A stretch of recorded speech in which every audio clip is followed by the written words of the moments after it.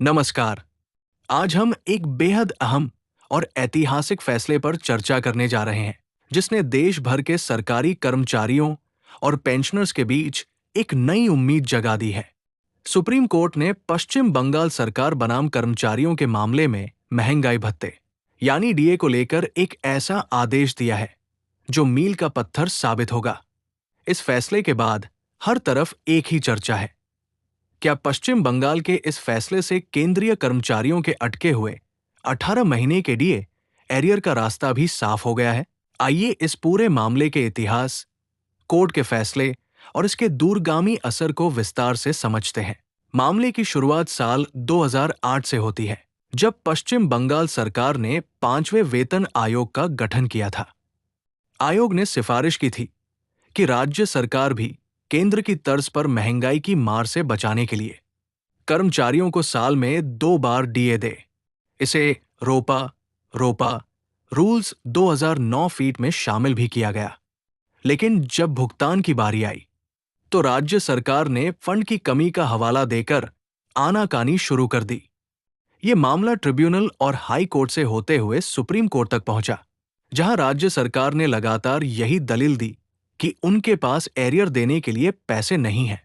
अब supreme court की justice Sanjay Karol और जस्टिस प्रशांत कुमार मिश्रा की बेंच ने जो ऐतिहासिक फैसला सुनाया है, वो हर कर्मचारी के लिए जानना जरूरी है।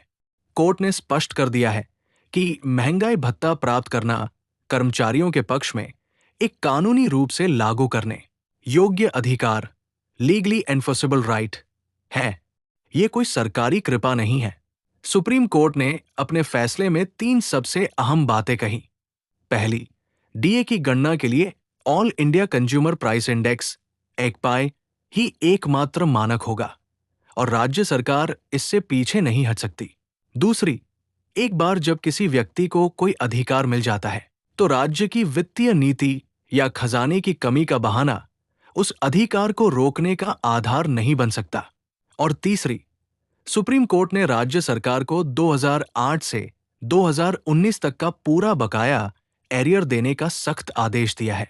हालांकि कोर्ट ने राज्य सरकार को एक छोटी सी राहत देते हुए ये स्पष्ट किया कि वे साल में 2 बार डीए देने के लिए बाध्य नहीं है और डीए को मौलिक अधिकार घोषित करने का सवाल भविष्य के लिए खुला छोड़ दिया है। इस विशाल भुगतान को सुचारू रूप से लागू करने के लिए सुप्रीम कोर्ट ने एक हाई लेवल कमेटी का भी गठन किया है।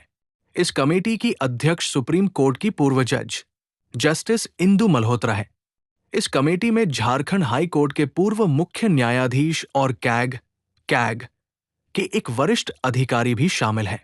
कमेटी का काम सटीक एरियर की गणना करके 6 मार्च 2026 तक एक बाध्यकारी पेमेंट शेड्यूल तैयार करना है।